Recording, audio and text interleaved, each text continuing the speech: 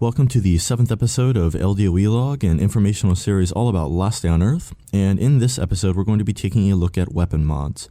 Ever since weapon mods were added to the game, they've had a huge impact on the progression system inside of the game, and it's actually one of the more fun aspects of the game that I've enjoyed. Taking the time to mod these weapons can have a huge impact on your gameplay, and it's definitely worth learning about.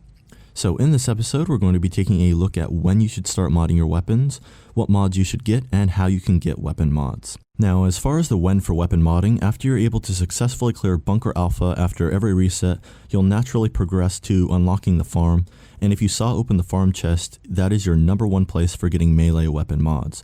I would recommend working on your melee weapons before you start working on your guns because melee weapons are a big part of the game and they're really going to help you clear content.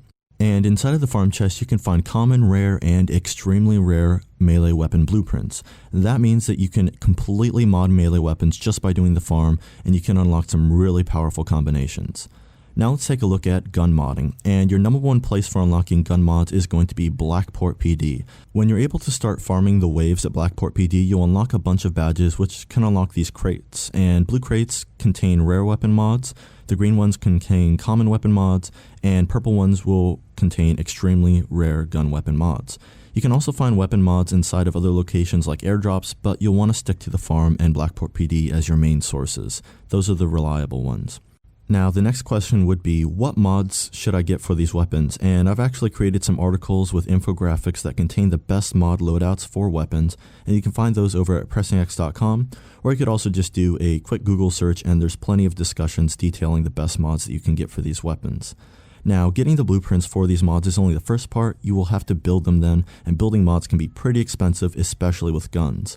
That's why I would recommend finishing up your melee mods first, because melee mods have a huge impact on gameplay and they're not as expensive to craft. So a good example of a melee weapon mod to prioritize would be the cleaver, because the cleaver's mods are pretty cheap to finish and they require very little resources to craft once you've finished modding them. Now, once you start modding the guns, you're going to have to use materials like gun oil, lenses, weapon parts, carbon composite, aluminum plates, high-tech components, and the like.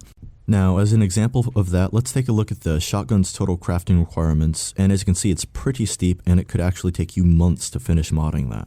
Now, if you're looking for more in-depth information on a specific weapon and the best mods to use on it, and you'd like to see the mods in action, I've started weapon mod summary episodes in LDOE Log, and you can also find other informational topics inside of the LDOE Log playlist. And thank you for watching this episode of LDOE Log. Hopefully you learned a bit about weapon modding, and it served as a pretty good primer to getting into that aspect of the game.